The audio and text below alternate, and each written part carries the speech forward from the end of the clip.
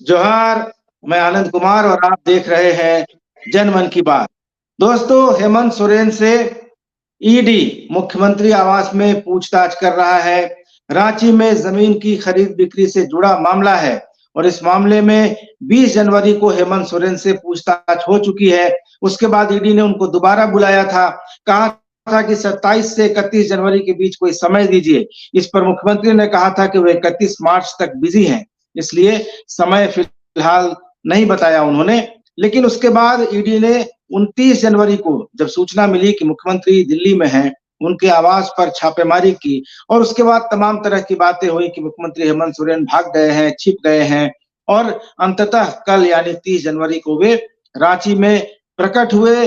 2 round की उन्होंने meeting ली और आज उन्होंने पहले बता दिया था कि 31 जनवरी को ईडी की पूछताछ का सामना करेंगे, तो आज ईडी की पूछताछ का सामना कर रहे हैं। लेकिन इस बीच कई तरह की बातें तैर रही हैं। पहले कहा गया कि हेमंत सोरेन इस्तीफा दे देंगे, उसके बाद कहा गया कि कल्पना सोरेन मुख्यमंत्री बनेंगी और कल जब बैठक दोपहर में शुरू हुई, उसमें कल्पना सोरेन दिखाई दी, तो इस बात को और बल मिला, कयासों को बढ़ावा मिला कि कल्पना सोरेन मुख्यमंत्री हो सकती हैं। लेकिन उसके बाद ये बातें आई कि सीता सोरेन विरोध कर रही हैं और इस बीच मुख्यमंत्री की तरफ से दिल्ली में जो छापेमारी उनके यहाँ हुई, उसको लेकर एसटी एससी थाने में प्राथमिकी दर्ज करा दी गई है। तो हमारे साथ हैं झारखंड के वरिष्ठ पत्रकार शंभुनाथ चौधरी जी और इनसे जानेंगे कि चीजें किस तरफ बढ़ती हुई दिखाई दे रही हैं। शंभू जी, पहले इस बात को समझते हैं कि क्या आज मुख्यमंत्री हेमंत सोरेन से जो पूछताछ हो रही है, तो क्या हेमंत सोरेन गिरफ्तार हो सकते हैं क्या? ऐसी चर्चाएं क्यों हो रही हैं? कल्पना सोरेन का नाम क्यों आ रहा है या कभी-कभी कहीं-कहीं चंपई सोरेन का नाम आ रहा है? तो आपको क्या लगता है, ये संभव तो तभी होगा, कल्पना सोरेन मुख्यमंत्री तभी बन सकेंगी जब हेमंत सोरेन पद छोड़ेंगे और हेमंत सोरेन को पद छोड़ने की कोई जरूरत नहीं है अगर उनके गिरफ्तार होने की नौबत नहीं आती है। और दूसरा सवाल यह है कि क्या ईडी सीधे उनको पूछताछ के बाद गिरफ्तार कर सकता है, क्योंकि वो एक मुख्यमंत्री के पद पर हैं और सीधे उनको गिरफ्तार करने से क्या राज्य में फिर संवैधानिक प्रमुख कौन होगा? मुख्यमंत्री को गिरफ्तार करने के पहले क्या उनको इस्तीफा नहीं देना पड़ेगा? कुछ तकनीकी बातें भी हैं। तो आप इस बारे में क्या सोचते हैं? आपका क्या कहना है इस बारे में? जी, मैं पहले तकनीकी पक्ष के पहले मैं राजनीतिक पक्ष पे बात करूंगा। जी, मुझे नहीं लगता है अभी भी ये बात संभावना, हालांकि सत्तारूढ़ गठबंधन में भी इस बात की आशंका है कि हेमंत सोरेन को जी, गिरफ्तार किया जा सकता है या उनके खिलाफ कोई कार्रवाई हो सकती है। लेकिन जी, मेरी जो समझ कहती है, तमाम कयासों और कवायद के बावजूद मुझे जो लगता है वो कि हेमंत सोरेन शायद ही गिरफ्तार किए जाए। मुझे नहीं, मुझे की संभावना अभी भी नहीं लगती है कि हेमंत सोरेन गिरफ्तार किए जाएंगे। हाँ, दिल्ली में जब दबिश दे रही थी ईडी, तब की बात कुछ और थी कि दिल्ली में, लेकिन यहाँ जिस तरीके से अभी रांची का जो माहौल है आनंद जी, मैं बताऊं कि पूरे शहर में कम से कम अलग अलग स्थानों पे, मोराबादी मैदान में 4 से 5 हजार लोग, कांके में चांदनी चौक पे 4 से 5 हजार लोग, तो इसमें 10-12 हजार लोग इकट्ठा हैं। और जी, ये एक तो जन दबाव वाली बात है। दूसरी बात की पॉलिटिकली भी मुझे ये नहीं लगता, क्योंकि हेमंत सोरेन को, मैं पिछली बार भी ये बात कही थी कि हेमंत सोरेन को अगर गिरफ्तार जी, किया जाता है तो उनकी पार्टी या विपक्ष जो है, मतलब बीजेपी के खिलाफ की जो पार्टियां हैं, वो नैरेटिव जी, गढ़ने में ये सफल हो सकती हैं कि बीजेपी ने एक आदिवासी मुख्यमंत्री को जेल में डाल दिया। कार्रवाई भले ही ईडी की तरफ से हो या जैसे भी हो, लेकिन ये नैरेटिव चुनाव के वक्त पे ये जोखिम क्यों लेना चाहेगी बीजेपी, और कैसे गिरफ्तार होंगे हेमंत सोरेन? मुझे इस बात पे अभी भी मेरी जो पॉलिटिकल समझ कहती है कि वो गिरफ्तार नहीं होंगे। लेकिन अब जिस तरीके से कार्रवाई चल रही है या जिस तरीके की सुरक्षा व्यवस्था है और जिस तरीके से सत्तारूढ़ गठबंधन में भी आशंका है कि हेमंत सोरेन गिरफ्तार हो सकते हैं, क्योंकि इन्होंने प्लान भी तैयार जी, किया हुआ है। आ, जी, और कल विधायकों ने कहा, हेमंत सोरेन को यह अधिकार दिया कि अगर आप अपनी अनुपस्थिति में किसे नेता चुनेंगे, ये इस फैसले के लिए हम आपको अधिकृत करते हैं। दूसरी जी, बात है कि जहां तक मेरी जानकारी है, तकनीकी पक्ष पे बात करें तो मुख्यमंत्री की गिरफ्तारी के पहले कम से कम राज्यपाल को सूचित करना जरूरी होगा। हो सकता है ये कवायद बीजेपी ईडी कर ले और हेमंत सोरेन की गिरफ्तारी हो जाए। लेकिन गिरफ्तारी क्योंकि हो पद जाएगी पर तो रहते हुए दो सूरत मुख्यमंत्री बनती कैसे है। गिरफ्तार किए जा सकते हैं, ये मेरा सवाल है कि पद पे रहते तो गिरफ्तारी नहीं हो सकती, क्योंकि फिर मुखिया कौन होगा राज्य का?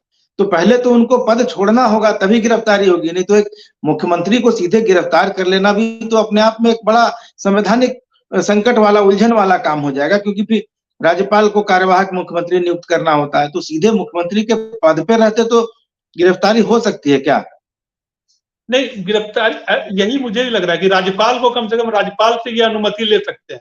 राज्यपाल से अनुमति जी लेंगे तो हो सकता है कि राज्यपाल इस बीच अगर अनुमति मांगने की प्रक्रिया चले तो राज्यपाल ये कह सकते हैं कि यहाँ राज्य में संवैधानिक संकट की स्थिति उत्पन्न हो गई है और वो राष्ट्रपति शासन की अनुशंसा इसी बीच कर सकते हैं। मतलब अगर देखना अगर ये होगा कि अगर क्या ये इसकी तेजी से चीजें डेवलप हो सकती हैं क्या, जी लेकिन कुछ भी संभव है। मुझे लगता हाँ है कि ये चीजें अगर अगर गिरफ्तारी जैसी स्थिति आई और राज्यपाल ने अनुमति दे दी कि हाँ ठीक है गिरफ्तार कर लीजिए, इन द मीन टाइम जो है राज्यपाल रिपोर्ट भेज दें कि हाँ राष्ट्रपति शासन लागू हो सकता है, क्योंकि इधर से दूसरी तरफ से इनकी तैयारी है कि अगर कोई भी ऐसी परिस्थिति बनती है तो विधायकों की परेड कराएंगे। आज आलमगीर आलम ने एक चैनल से बातचीत में ये बात साफ तौर पे कही कि हम जी मौका पड़ने पे 48 विधायकों की परेड करा सकते हैं राजभवन के सामने। अच्छा जाहिर है अब संवैधानिक मशीनरी के फेल होने का हवाला देकर अगर राज्यपाल इस तरीके की रिपोर्ट भेजते हैं, राष्ट्रपति शासन जैसी स्थिति बनती है तो हो सकता है, संभव है। क्योंकि कुछ चीजें ऐसी हैं जो आप देखिएगा कि नई चीजें हो रही हैं, क्योंकि जी 2022 से ये चल रहा है मामला। 2022 जी के 17 नवंबर को पहली बार मुख्यमंत्री से पूछताछ हुई थी, वो साहेबगंज पत्थर खनन घोटाला के मामले में हुई थी। जी उसके बाद 8 अगस्त 2023 को रांची जमीन वाले मामले में उनको समन किया गया, पहली बार जो 14 अगस्त को बुलाया गया था। और उसके बाद से अभी तक ईडी उनको 10 बार समन भेज चुका था। हेमंत सोरेन नहीं जाते थे, बीच में तो ईडी ने सिर्फ समन भेज के ईडी 2-4 महीना सोया रहा, उसके बाद फिर छठा या सातवां समन, उसके बाद शायद पांचवा या छठा समन भेजा गया था। लेकिन अभी इधर देखिए कि ईडी ने 20 तारीख को पूछताछ की, 22 तारीख को फिर उनको समन भेज दिया कि आप समय दीजिए। फिर मुख्यमंत्री ने कहा कि अभी 31 मार्च तक बहुत सारे काम होते हैं, बजट है, तो हम अभी समय नहीं दे सकते हैं। तो ईडी ने उनको फिर कहा कि आप समय नहीं दीजिएगा तो हम 30 तारीख को आपके यहाँ आएंगे। उसके बाद हेमंत सोरेन की तरफ से कहा गया कि हम 31 जनवरी को समय देंगे, आपसे मिलेंगे। लेकिन इस बीच 29 जनवरी को दिल्ली में उनके आवास पर छापा हो गया। तो हाँ चीजें जो इस तरह की दिखा और जी हाँ, नहीं ईडी ने, मुझे लगता है कि ईडी ने 25 तारीख को जो समन भेजा था उसमें उन्हें 2 दिनों का जी वक्त दिया था, कहा था कि आप 27 तक बताइए कि 29 से 31 तक जो है उपलब्ध होंगे या नहीं। जी मुझे लगता है कि ये तारीख जो है वो जवाब देने की तारीख गुजर गई थी और 29 से हम्म ईडी जो है वो अपने फुल एक्शन में आ गई थी। उसने ईडी ने ये इस प्रत्याशा में कार्रवाई की होगी कि भाई 29-27 तक तो आपने जवाब दिया नहीं, हाजिर होंगे नहीं होंगे, कब समय देंगे देंगे नहीं, तो 29 को दबिश दे दी, क्योंकि ईडी ने कहा था कि आप नहीं आएंगे तो हम खुद आएंगे आपके यहाँ, और 29 को पहुंच गए, तो 31 तक का इंतजार नहीं किया। और आपको 29 क्या की लगता दोपहर है में 1:32 पर हेमंत सोरेन ने मेल भेजकर सूचित किया कि आप आइए 1 बजे 31 तारीख को हमसे, मैं अपना बयान जो है दर्ज कराने को तैयार हूं। तो जी ये बात तो सही है इसका कि बहुत मतलब सारी है चीजें पहली बार हो रही हैं और अनुमान लगाना थोड़ा मुश्किल हो रहा है कि क्या अगले माने कौन सी स्थिति बनने वाली है, भ्रम की स्थिति। आप देखेंगे तमाम राष्ट्रीय चैनलों में भी ये बात चल रही है कि हेमंत सोरेन गिरफ्तार हो जाएंगे और उसके बाद जो है वो नई मुख्यमंत्री कल्पना सोरेन हो सकती है या कोई दूसरा नाम भी, चंपई सोरेन का भी नाम उछाला जा रहा है। हाँ, इस पर तो मुझे बात अभी लगता है कि अब करेंगे। जी पूरी कर लीजिए बात। हाँ, तो मैं ये कह रहा था कि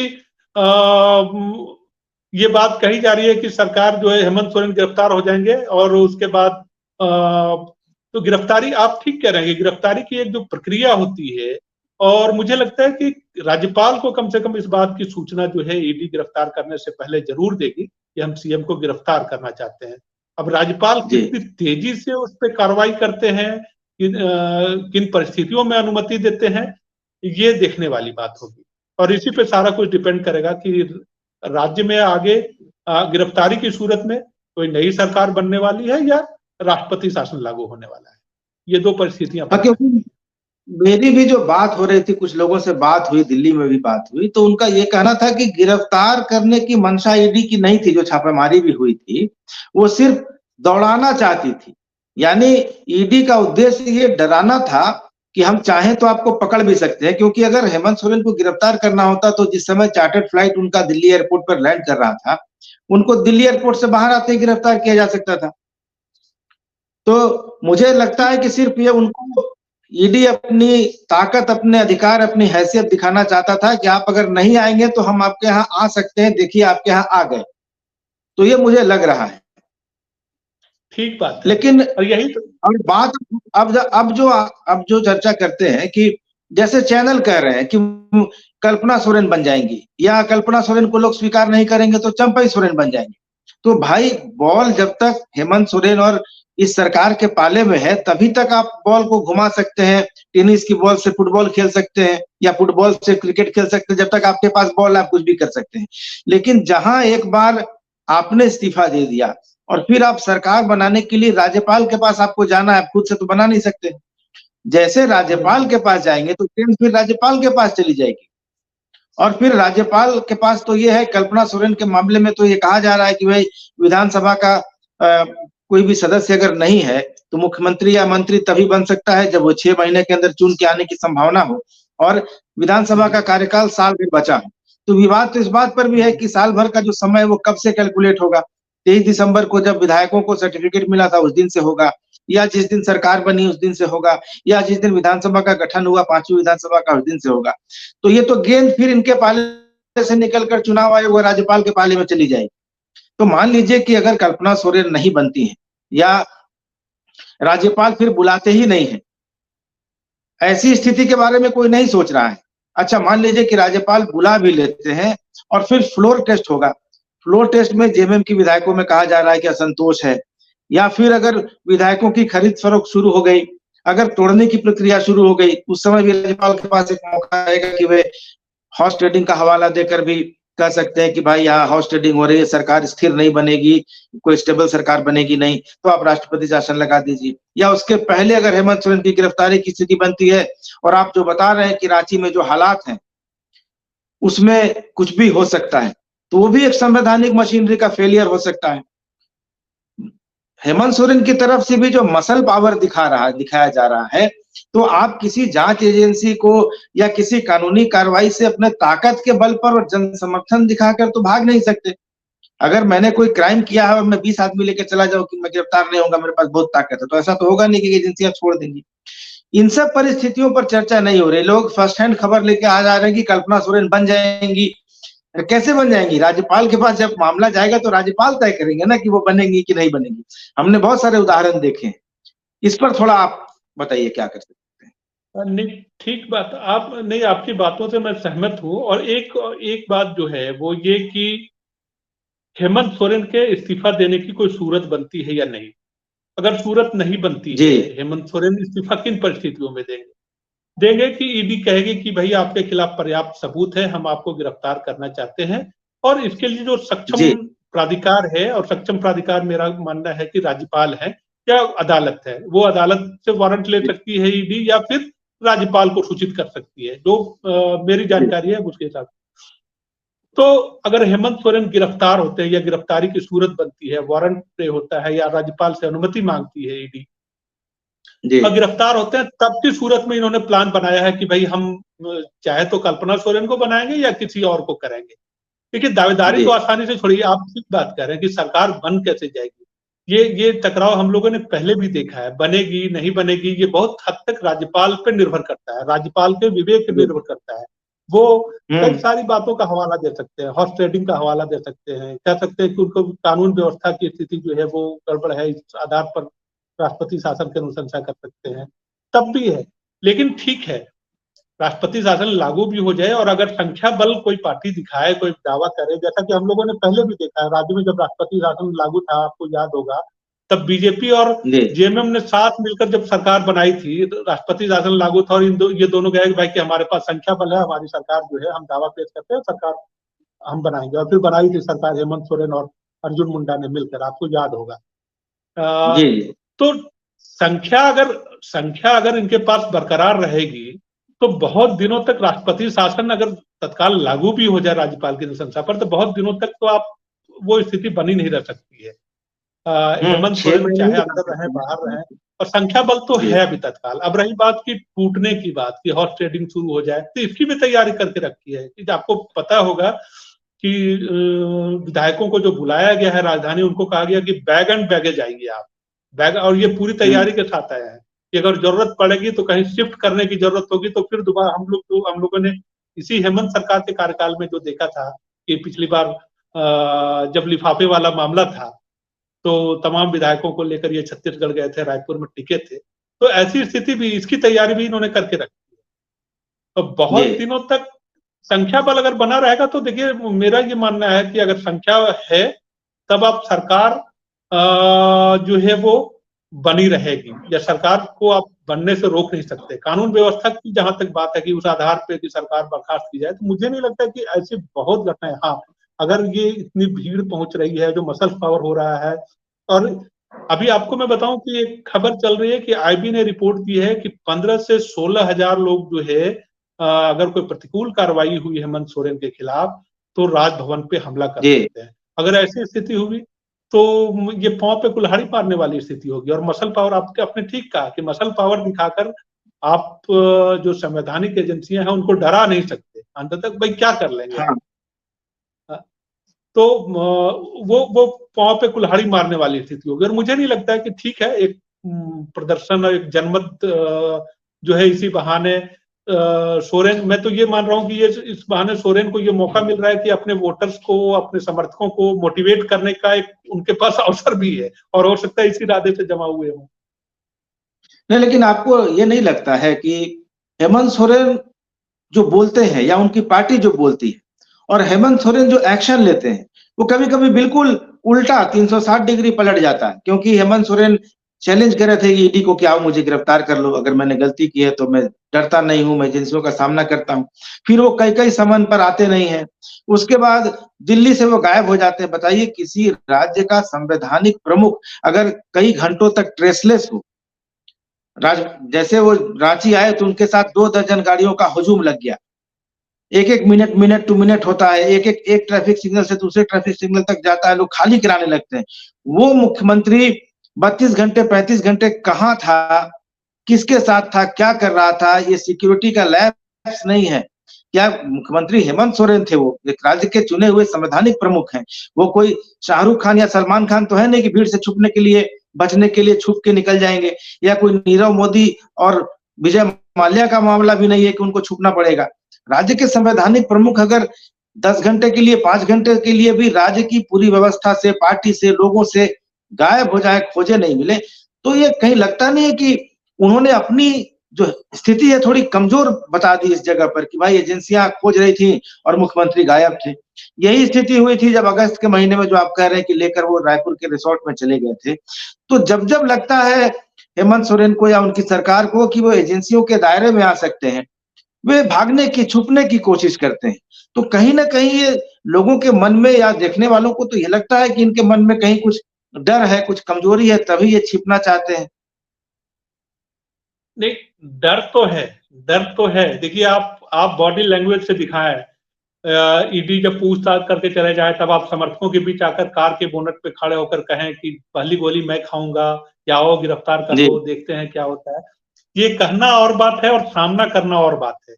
देखिए पॉलिटिक्स में कहने का भी महत्व होता है, करने का भी महत्व होता है। तो हेमंत सोरेन ने जी। जो किया और गायब होना उनका उस तरीके से, ये बात सही है। और इससे जो संदेश गया वो अच्छा नहीं गया और हेमंत सोरेन को सामना करना चाहिए था। ठीक है, ईडी अगर दिल्ली ही में आई थी, दिल्ली में पूछताछ हो जाती या जो भी है उनसे जो बात देखिए करना चाहती अरविंद तो। अरविंद और उनका, केजरीवाल भाई आपने ठीक कहा कि भाई मुख्यमंत्री हैं, उनके मिनट टू मिनट कार्यक्रम की जानकारी जो है वो बिल प्रशासनिक तंत्र को या उनके मातहतों को या जो पूरा तंत्र है उसको जानकारी होनी चाहिए, होती है, सिक्योरिटी है। लेकिन ये बात भी है कि जानकारी में तो थी, जो सिक्योरिटी ये ऑफिशियल नहीं थी, पता तो सबको रहा होगा। मेरा मानना है कि राज्य के जो आला अफसर हैं उनको भी जानकारी रही होगी कि हाँ ठीक है, संपर्क में रहे होंगे। जेएमएम ने, आपको याद होगा कि 29 तारीख को प्रेस कॉन्फ्रेंस में कहा था कि हाँ सीएम हमारे संपर्क में है और वो अपने निजी काम से हैं और कोई आदमी कहीं जा नहीं सकता है क्या, कोई आदमी कहीं शयन कक्ष में नहीं हो सकता है क्या, या इस तरीके की बात उन्होंने कही सुप्रियो भट्टाचार्य ने प्रेस कॉन्फ्रेंस में कि भाई वो आराम कर सकता है, वो बाथरूम में हो सकता है, कहीं हो सकता है। लेकिन बात है कि 34 घंटे 35 घंटे जब मिनट टू मिनट कार्यक्रम की जानकारी होती है तब उनका गायब रहना बड़ा रहस्यमय रहा। और नहीं, आप चार्टर्ड फ्लाइट लेके जाते हैं और ऐसी स्थिति में आते हैं कि लोग अंदाज लगाते हैं कि बाइक पे चले गए थे, तो कार में बैठकर आ रहे थे बाई रोड। तो ऐसी चर्चाएं जब होती हैं, विपक्ष तो इस मामले को तैयार बैठा है, तो उसको तड़का लगाकर, मसाला लगाकर लोग सुना ही रहे थे, चाहे बाबूलाल मरांडी हो, चाहे निशिकांत दुबे हो। लेकिन इस तरह का मौका भी तो दिया जा रहा था उनको। और दूसरा है कि मैं झारखंड मुक्ति मोर्चा और जो कार्यकर्ताओं का स्टैंड है, आप देखिए लालू यादव देश के बहुत बड़े नेता हैं, उनके पीछे एक बहुत बड़ा समर्थक वर्ग है, या तेजस्वी यादव हैं। ये लोग जा रहे हैं, एजेंसी के सामने खड़े हो रहे हैं। उनका जो समर्थक वर्ग है वो भी देखता है कि मेरा नेता पाक साफ है, बेदाग है, तभी तो एजेंसियों के सामने खड़ा है, उनका सामना कर रहा है। बहुत से ज्यादा क्या होगा, जेल भेज देगी एजेंसियां, लेकिन उसका फैसला करने के लिए तो कोर्ट है। लेकिन आप जब ऐसा बॉडी लैंग्वेज शो करेंगे कि आप डर रहे हैं, आप भाग रहे हैं, तो कहीं ना कहीं समर्थकों का भी विश्वास हिलता है। और दूसरा, ये जो जत्था जमा है, ये क्या शिबू सोरेन से बड़े हेमंत सोरेन ने अपना व्यक्तित्व बना लिया है या ज्यादा जन समर्थन हासिल कर लिया? क्योंकि शिबू सोरेन कोयला मंत्री रहे, 2 बार उनको सजा हुई, इस्तीफा देना पड़ा, उनको पद छोड़ना पड़ा। भाजपा ने समर्थन लेकर उनकी सरकार गिरा दी वापस लेकर। तब तो कोई ऐसा नहीं हुआ कि राजभवन घेर लिया जाए या प्रदर्शन किया जाए या हथियार लेकर लोग दौड़ पड़े। तो ये एक मसल पावर दिखाने का क्या, ये सत्ता शक्ति का दुरुपयोग नहीं लग रहा है आपको? देखिए, हेमंत सोरेन मुख्यमंत्री हैं।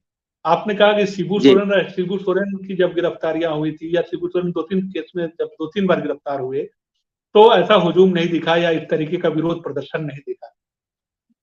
शिबू सोरेन मुख्यमंत्री नहीं थे, अभी हेमंत सोरेन मुख्यमंत्री हैं। और इस परिस्थिति में देखिए, अभी पूरा तंत्र जो है वो, और भीड़ जुटाना, जब सत्ता हो हाथ में तो भीड़ जुटाना कोई बहुत बड़ी बात नहीं कर सकते। आप इसको जनाधार के तौर पर नहीं आ सकते हैं। सारा साधन जो है, सब कुछ उपलब्ध है, गाड़ियां हैं, तमाम चीजें हैं, एक इशारे पे चीजें जो है कहां से कहां चली आ सकती हैं। तो जुटना, इसको मैं ये जनाधार के तौर पर मैं नहीं आंक रहा यहाँ की कि बहुत जनाधार जो है वो हेमंत सोरेन ने विकसित कर लिया, इसलिए इनके लिए हुजूम उमड़ पड़ा है। एक सत्ता का एक इशारा है, और मुख्यमंत्री की कुर्सी पे है, अभी पावर इनके हाथ में है। अभी तो कम भीड़ जमा है, ज्यादा से ज्यादा भीड़ जमा हो सकती है। आपने देखा होगा कि कोई कार्यक्रम भी होता है तब बहुत, सरकार के कार्यक्रमों में तो भीड़ जुटती ही है। जब राजनीतिक तौर पे आप सत्ता से बाहर होते हैं और तब भीड़ जुटाने की बात होती है, तब भी भीड़ कैसे जुटती है, ये इसका अपना एक तंत्र है कि भीड़ जुटाने का भाई तंत्र है, हिसाब है, गणित है, उसको लोग फॉलो करते हैं। ये बात जरूर है कि हेमंत सोरेन को भागना नहीं चाहिए। जो बात वो कह रहे हैं, जो कह कि हाँ आइए मैं सामना करने को तैयार हूं, करना चाहिए। और करने से उनके समर्थकों में अच्छा मैसेज जाएगा। और हेमंत सोरेन भी अगर ये समझते हैं कि राजनीतिक तौर पे अगर ये राजनीतिक लड़ाई है, तो राजनीतिक तौर पे लड़ाई जनता के बीच लड़ी जाएगी। आप जनता के बीच किस तरीके का मैसेज देना चाहते हैं, तो उस मैसेज में अगर कमजोरी आएगी, आप इस तरीके से भागेंगे और पीछा करेंगी एजेंसियां, आप पता ही नहीं चलेगा आपका। तो ये लगता है कि कहीं ना कहीं आप में कोई, ये बात सामान्य तौर पर जाती है कि भाई कहीं ना कहीं कोई गड़बड़ी है। गड़बड़ी हो या नहीं हो, ये बात तो अभी ईडी की किसी कार्रवाई से बहुत स्पष्ट भी नहीं हुआ कि हेमंत सोरेन पे कोई भ्रष्टाचार का आरोप है। जैसे बड़गाई वाला ही मामला है, इस जमीन का मामला है, उसमें हेमंत सोरेन ने क्या भ्रष्टाचार किया है, उनके स्तर पर किस तरीके की मनी लॉन्ड्रिंग हुई है, ये बात अभी स्पष्ट नहीं है। खनन घोटाले में भी हेमंत सोरेन की सीधे क्या भूमिका थी, ये बात ईडी ने अपनी ओर से अभी तक स्पष्ट नहीं की है। तो सामना करना चाहिए कि भैया अगर आप जो बातें दिख रही है, आप सीधे सीधे बात कीजिए। अब जो बात कह रहे हैं कि भाई बड़गाई की जिस जमीन, अभी हेमंत सोरेन ने जो पत्र लिखा उसमें कहा कि बड़गाई में जिस जमीन की आप बात कर रहे हैं, जिस बारे में आपने हमसे पूछताछ की थी, उस जमीन के बारे में न तो मुझे कोई पता है, और वो भूइंहरी नेचर की जमीन है जिसकी खरीद बिक्री नहीं हो सकती। ये बात हेमंत सोरेन ने ईडी को लिखे पत्र में कही है। तो कहनी चाहिए ये बात। जब आप ये पत्र में बात कर रहे हैं तो सीना ठोक कर कहिए। और मुझे तो लगता है कि अगर हेमंत सोरेन ईडी के दफ्तर भी चले जाते तब भी कोई बुराई नहीं थी।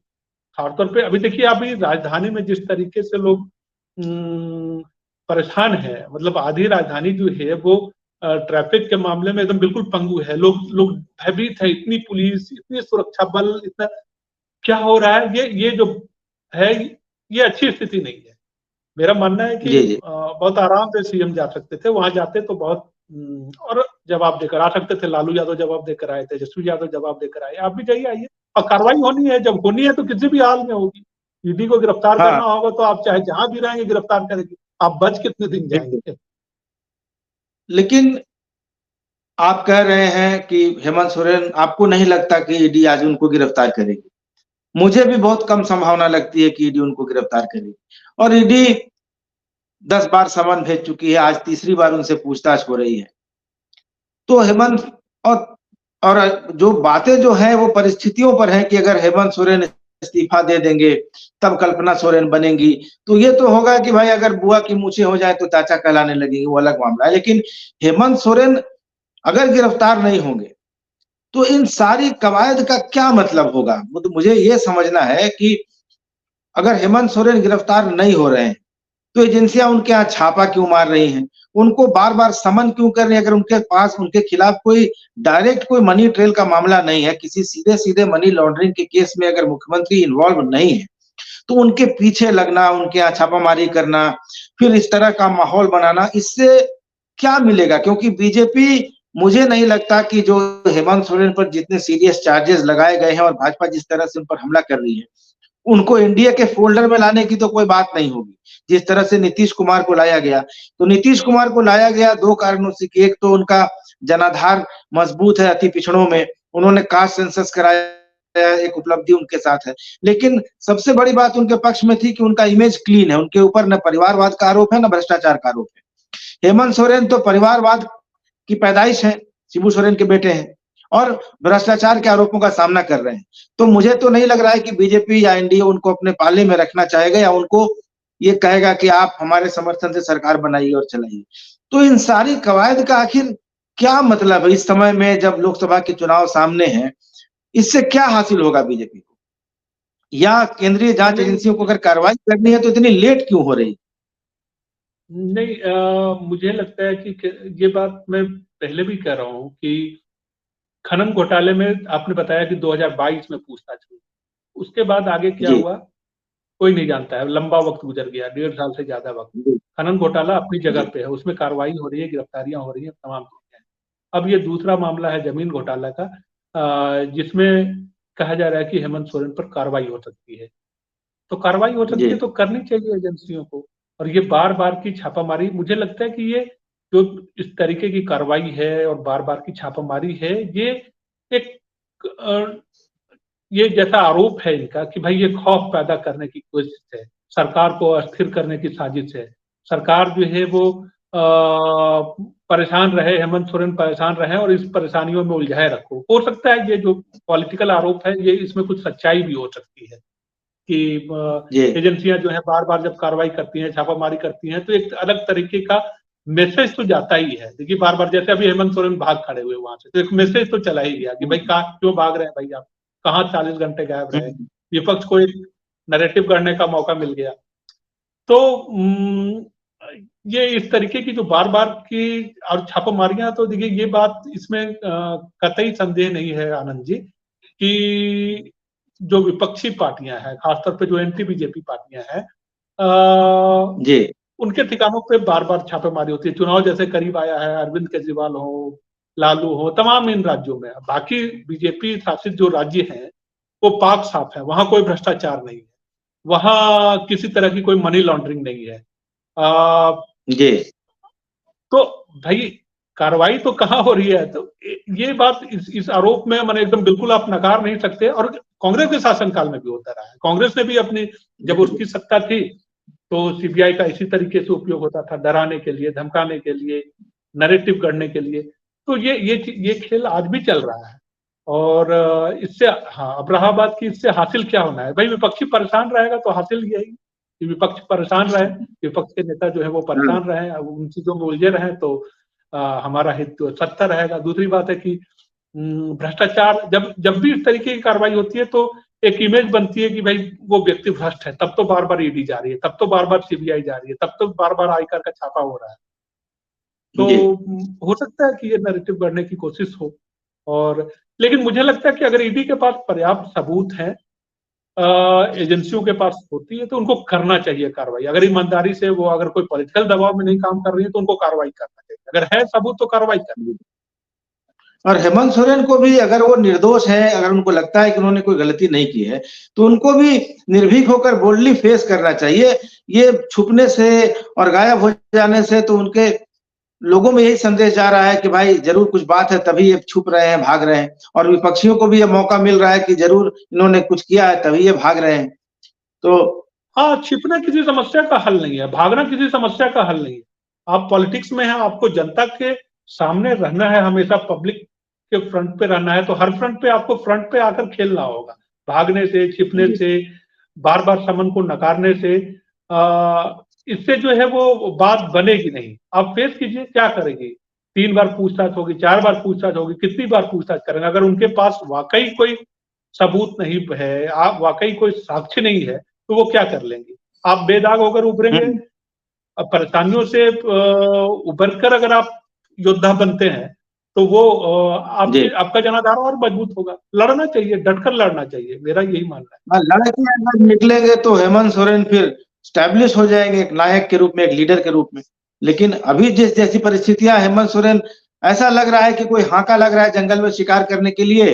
और जैसे बाघ शेर का शिकार करने के लिए पहले हाका लगाया जाता था, दौड़ाकर उनको खुले में लाया जाता था, फिर शिकार किया जाता था। वही कुछ स्थिति हेमंत सोरेन के साथ दिखाई दे रही है फिलहाल।